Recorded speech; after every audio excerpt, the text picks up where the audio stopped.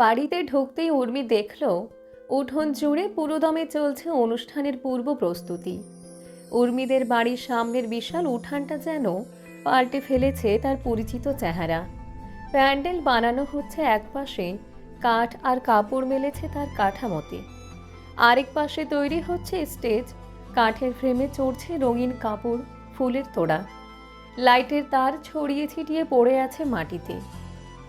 এই ভিড়ভাট্টার মধ্যেই সামির ভাই ওরফে বর টুবি নিজেই সামলাচ্ছে সব কিছু। উর্মিকে দেখেই এগিয়ে এলো সে, একগাল হেসে জানতে চাইল কুশলাদি। কি খবর উর্মি, কেমন আছিস? ভালো। তোমার কি খবর? বিয়ের খুশিতে দেখছি ডিরেক্ট সাইট ইঞ্জিনিয়ার হয়ে মাঠে নেমে পড়েছো। সামির ভাই হাসল। হ্যাঁ, ওই ইঞ্জিনিয়ারগিরি করতে করতে জীবনটা গেল আমার। চাচুরা সবাই অন্যান্য দিকে ব্যস্ত, তাই এটা আমাকেই দেখতে হচ্ছে। বাই দ্য ওয়ে, তোদের ট্রেন পৌঁছালো কয়টায়? ওই ট্রেনে আমার একটা বন্ধুরও আসার কথা। 6:30 কি 7টার মতো হবে। তোমার বন্ধু এখনো এসে পৌঁছয়নি? না, আচ্ছা দাঁড়া, দেখছি ফোন করে। তুই ভেতরে গিয়ে ফ্রেশ হ। পকেট থেকে ফোন বের করতে করতে বলল সামির ভাই। উর্মি আর কিছু বলার আগেই ফোনটা কানে দিয়ে পাশ ফিরল সে। আপু কখন এসেছে? এত দেরি হলো কেন? উর্মির ছোট বোন ঈশা দৌড়ে এসে দাঁড়িয়েছে ওর কাছে। এই তো এখনই, ট্রেন লেট। মাঝে একবার ইঞ্জিনে প্রবলেম হয়েছিল। ও আচ্ছা, তাড়াতাড়ি ভেতরে আসো আম্মু, অপেক্ষা করছে তোমার জন্য। পরদিন সন্ধ্যায় গায়ে হলুদ। বিকেল থেকেই চলছে তার তোড়জোড়। হলুদের আয়োজন করা হয়েছে বাড়ির ছাদে। উর্মিদের বাড়ির দোতলা ছাদ বিশিষ্ট।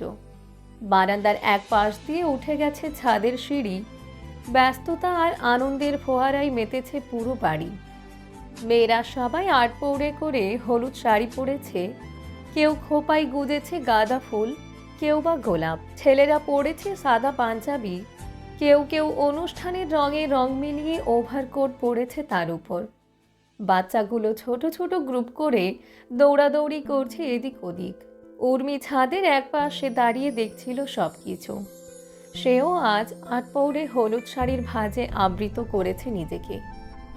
হঠাৎ করে পেছন থেকে ঈশা এসে বলল, আপু, এই ডালাটা একটু নিচে বড় আম্মুকে দিয়ে আসো তো। আমাকে অনেকক্ষণ আগে বলেছে, ভুলে গিয়েছি। ওই দিকে সামির ভাইয়া ডাকছে আমাকে, না হলে আমি যেতাম। আচ্ছা, আমি যাচ্ছি। দে। তাড়াতাড়ি যাও। উর্মি ডালা ভর্তি ফুল নিয়ে সিঁড়ি বেয়ে নামছে। সাউন্ড বক্সের ধামাকা গানের বিট আর চারপাশের হলদেটে উন্মাদনায় ওর মনটাও তখন উড়ু উড়ু। শাড়ির কুচি এক হাতে সামলে অন্য হাতে ডালাটা ধরে 3-4টে ধাপ পেরোতে না পেরোতেই ঠাস, মনে হলো কোনো পাথুরে দেয়ালে আছড়ে পড়ল ও। টাল সামলাতে না পেরে রেলিংটা খপ করে ধরে না ফেললে নির্ঘাত গড়িয়ে নিচে পড়তো। আ উর্মির মুখ দিয়ে বেরিয়ে এলো ছোট্ট আর্তনাদ। ডালাটা ততক্ষণে হাত ফসকে উল্টে গিয়েছে উপুর হয়ে। গাঁদা আর গোলাপের পাপড়িগুলো এক নিমেষে রঙিন কার্পেট বানিয়ে দিয়েছে সিঁড়িটাকে। দেখে শুনে চলা উচিত। গম্ভীর গলায় বাক্যটা শেষ না করেই থেমে গেল উল্টো পাশের ব্যক্তিটি। আপনি? উর্মির কণ্ঠে অবিশ্বাসের ঘোর। অপর ব্যক্তি চমকেছে কিনা বোঝা গেল না। তার চোখের দৃষ্টি আর মুখের অভিব্যক্তি দুটোই শান্ত। সামিরই কি আপনার কাজিন? ছেলেটার দৃষ্টি সিঁড়িতে পড়ে থাকা ফুলগুলোর উপর থেকে সরে এসে থিতু হলো উর্মির বিভ্রান্ত মুখের ওপর। উর্মি পলকহীন তাকিয়ে মাথা নাড়ল, মুখে এখনো বিস্ময়ের রেশ। আপনি তাহলে সামির ভাইয়ের সেই বন্ধু? এক মুহূর্ত যেন স্থির হয়ে থাকলো সময়। শব্দহীন স্বীকৃতি ভেসে এলো দুজনের চোখাচোখিতে। তখনই সিঁড়ির নিচ থেকে তাড়া দেওয়া গলায় কেউ ডাকলো, উর্মি, কোথায় হারালি? উর্মি তখন সিঁড়ির ধাপে বসে পড়েছে, এক এক করে কুড়িয়ে নিচ্ছে ফুলগুলো। কল্লোল নিঃশব্দে এক হাঁটু গেড়ে বসলো ওর পাশে। ওর পরনে সাদা ধবধবে পাঞ্জাবি। হলদেটে এই ভিড়ে ওকে যেন শরতের মেঘের মতো শান্ত দেখাচ্ছে। উর্মির হাতে একটা ফুল তুলে দিয়ে শান্ত গলায় বলল, you should be careful. Urmi সেদিকে এক পলক তাকিয়ে কিছু না বলে নিচু হয়ে আবার ফুল তুলতে ব্যস্ত হয়ে পড়ল। হঠাৎ একটা বড় গাঁদা ফুল তুলতে গিয়ে দুজনের আঙ্গুল ছুঁয়ে গেল একে অপরকে। বিদ্যুতের মতো এক অদ্ভুত শিরশিরানি। উর্মি দ্রুত হাত সরিয়ে নিল। কল্লোল নির্বিকার। তার আঙুলের ডগা কাঁপল কিনা বোঝা গেল না। ডালা ভর্তি ফুল নিয়ে উর্মি উঠে দাঁড়ালো। কোনো মতে একটা থ্যাঙ্কস ছুড়ে দিয়ে নিচে দৌড়ে পালালো মেয়েটা। বুকটা কেন যেন অকারণে ঢিপ ঢিপ করছে। রাত বাড়ার সাথে সাথে বাড়ির উৎসবের পারদ চড়ছে। সাউন্ড সিস্টেমের বেজে কাঁপছে ছাদের মেঝে। আলো আধারিতে সামিরকে হলুদ মাখিয়ে ভূত বানানোর ধুম চেপেছে। মেয়েরা হেসে কুটি কুটি হচ্ছে সবাই। সামির রক্ষা চেয়ে চিৎকার করলেও কর্ণপাত করছে না কেউ। সামিরের পর এখন চলছে বাকিদের পালা। উর্মি এক কোণে দাঁড়িয়ে দাঁড়িয়ে মজা দেখছিল, কিন্তু এই শান্তি টিকল না বেশিক্ষণ। পেছন থেকে একজোড়া ঠান্ডা হাত আচমকা স্পর্শ করলো ওর গাল। চাপ চাপ। হলুদের ঘন প্রলেপ ঈশা লুকিয়ে লুকিয়ে পেছন থেকে এসে হলুদ ঘষে দিয়েছে। ঈশা, উর্মির মুখ হাঁ হয়ে গেল আপনা আপনি। ঈশা দৌড়ে পালিয়ে যেতে যেতে খিলখিলিয়ে হাসল। প্রতিশোধ? গতবার আমাকে এমন করেছিলে। উর্মি হতবাক হয়ে দাঁড়িয়ে। ঈশা, এইবার তোর শেষ। আমি আসছি, দাঁড়া। দু হাতে এক গাদা হলুদ তুলে নিয়ে উর্মি দৌড়াতে শুরু করলো ঈশার পেছনে। সবাই নিজেদের মতো হইচই করছে। এদিকে ফেরার সময় নেই কারোর। ঈশা হো হো করে হাসতে হাসতে দৌড়াতে লাগলো পুরো ছাদ জুড়ে। ঠিক কোন দিকে দৌড়াচ্ছে সেটা ঈশা নিজেও জানে না, শুধু জানে উর্মিকে এড়াতে হবে।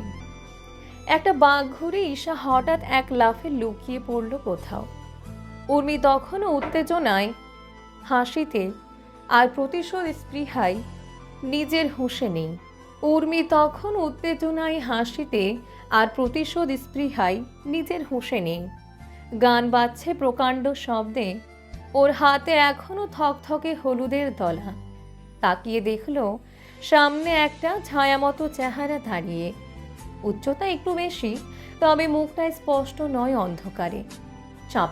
উর্মি নিশ্চিন্তে পেছন থেকে এসে দুই হাতে হলুদের ঘন প্রলেপ মেখে দিল সেই ছায়া মানবের গালে। এক মুহূর্ত স্তব্ধতা। ছায়া মানব ঘুরে তাকালো এদিকে।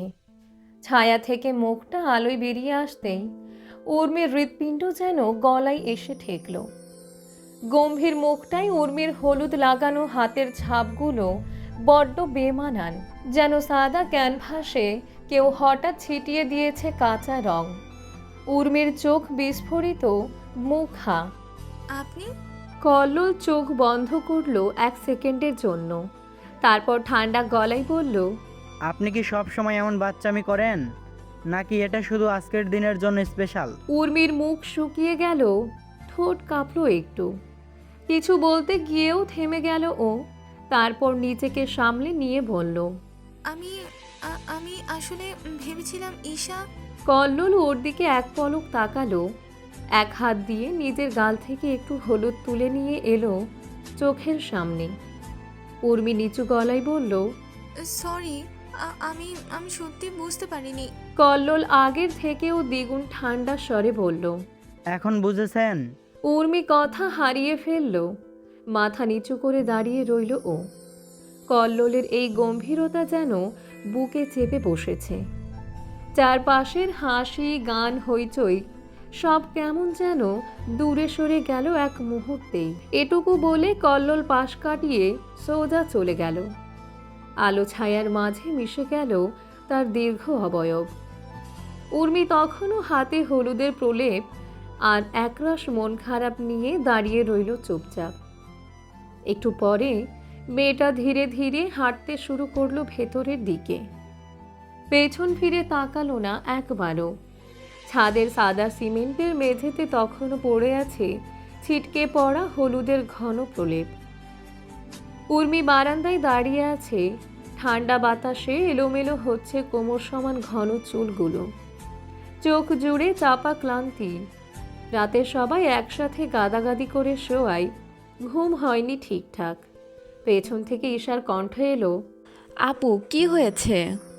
আজ সকাল থেকে দেখি মহারানীর মুখ ভার। উর্মি ঘুরে তাকালো। তোর কারণে। আমার? ঈশা চোখ গোল করে ফেলল। আমি কি করলাম? তুই যে পালিয়ে গেলি আর আমি অন্য কাউকে গিয়ে হলুদ লাগিয়ে দিলাম। উফ, এটা নিয়ে এত সিরিয়াস হওয়ার কি আছে? কালকে আমি দেখেছি তুমি কাল গালে হলুদ মাখিয়েছে। উর্মি চমকে উঠল। তুই দেখেছিলি? অবশ্যই, আমি জানতাম তুমি আমার পিছনে আসবে, তাই আগের থেকে পাশের সিঁড়িতে লুকিয়ে দেখছিলাম, কিন্তু বুঝিনি তুমি কলন ভাইয়াকে মাখিয়ে দিবে। হেসে কুটি কুটি হলো ঈশা। উর্মি মুখটা অন্যদিকে ফিরিয়ে ফেলে কেবল বলে, সে তো খুব রেগে গেল। একটু চমকে গিয়েছিল ঠিক, কিন্তু তুমি ভাবছো যেটা, তার চেয়ে রাগটা অনেকটাই কম ছিল মনে হয়। তুই এত জানিস কি করে? কারণ সে আবার পিছনে ফিরে তাকিয়েছিল। তুমি তখন চলে যাচ্ছিলে, উনি চুপচাপ তোমার দিকে তাকিয়েছিল খানিকক্ষণ। বেশি বুঝিস না, সর এখান থেকে। উর্মি চুপ করে গেল।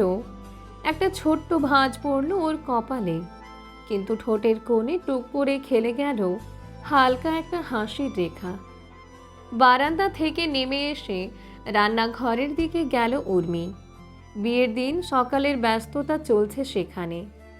আম্মু কি করো? উর্মি ওর মায়ের পেছনে এসে দাঁড়ালো। বিয়ে বাড়িতে কাজের অভাব আছে, লাচ্ছি বানাচ্ছি। আমাকে দাও, টেবিলের উপর রেখে আসি। রেখে আসতে হবে না, তুই একটা কাজ কর। কি করব? সামিরের যে বন্ধুটা এসেছে না, কল্লেল, ওর সাথে দেখা হয়েছে তোর? এই গ্লাসটা ওকে একটু দিয়ে আয় তো মা। আমি? উর্মি চোখ বড় বড় করে তাকালো। হ্যাঁ, সবাই তো ব্যস্ত, এখন কাকে বলি, তুই একটু জানা। সকাল সকাল আবার ওই গোমড়ে মুখটার মুখোমুখি হতে হবে? উফ। বিড়বিড় করলো উর্মি। কিছু বলছিস? উর্মি বেজার মুখে রাজি হলো। না কিছু না, দাও। ও গ্লাসটা হাতে নিয়ে বের হতে যাবে, এমন সময় ডাইনিং রুমের দরজায় দেখা গেল কল্লোল দাঁড়িয়ে আছে। চোখে এখনো খানিকটা ঘুম ঘুম ভাব, ছোট করে ছাঁটা চুলগুলো খানিকটা এলোমেলো।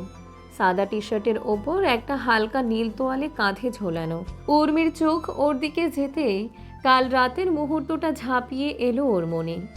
সঙ্গে সঙ্গে গালটা একটু গরম হয়ে উঠল ওর। ইচ্ছে করলো হাত বাড়িয়ে ঠিক করে দেয় মানুষটার এলোমেলো চুল। কল্লোল সোজা এগিয়ে এসে প্রশ্ন করল। আপনাদের এখানে খাওয়ার পানি কোথায় পাবো? ভাবনার মাঝখানে চমকে উঠল উর্মি। এসব কি ভাবছে ও? পাগল হয়ে গেল নাকি? তারপর অন্যদিকে তাকিয়ে জবাব দিল। ওই পাশে ওই টেবিলের উপর, আমি দিচ্ছি। টেবিলের উপর লাচ্ছির গ্লাসটা রেখে এক গ্লাস পানি এনে এগিয়ে দিল ওর দিকে। কল্লোল হাত বাড়িয়ে নিতে নিতে এক পলক তাকালো উর্মির দিকে। উর্মি চোখ নামিয়ে ফেলল নিচে। কল্লোল পানি খেতে খেতে একটু থেমে বলল। আপনার কালকের দুঃখ বোধটা আজকের হাসির সাথে মিলিয়ে গেছে মনে হচ্ছে।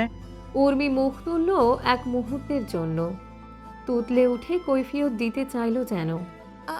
আমি আমি আমি মোটেই হাসছিলাম না। কল্লোল গ্লাসটা ঠোঁট থেকে নামিয়ে আবার তাকালো। মুখে এখনও সেই চিরচেনা গাম্ভীর্য। তাই নাকি? ওর ঠোঁটের কোণে একটুখানি রেখা, সেটা কি আদৌ হাসি কিনা বোঝা গেল না। উর্মি নিচু গলায় আবার সেই কৈফিয়ত দিল।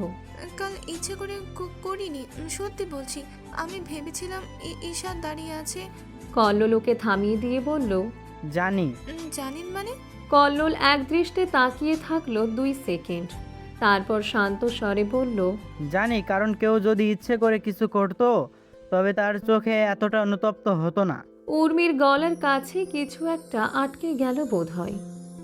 অপ্রস্তুত দৃষ্টি এদিক ওদিক ঘোরাতে ঘোরাতে কে সে গলা পরিষ্কার করার চেষ্টা করলো। তারপর টেবিল থেকে লাচ্ছির গ্লাসটা এনে কল্লোলের দিকে বাড়িয়ে দিল। এটা আপনার? কল্লোল পানির গ্লাসটা ফিরিয়ে দিয়ে লাচ্ছির গ্লাসটা নিতে নিতে বলল। থ্যাঙ্কস। কল্লোল চলে যাওয়ার পর মেয়েটা নিজের অজান্তেই বিড়বিড় করলো। অদ্ভুত মানুষটা, বড্ড অদ্ভুত। দীর্ঘদেহী মানুষটা চলে গেল, পেছনে ফেলে রেখে গেল এক চঞ্চল তরুণীকে। তার বুকের ভেতর চলতে থাকলো অদ্ভুত আলো ছায়ার খেলা। কল্লোল নামক গম্ভীর ছায়া মানবটার ছায়া তাতে গাঢ় হতে লাগলো ক্রমশ।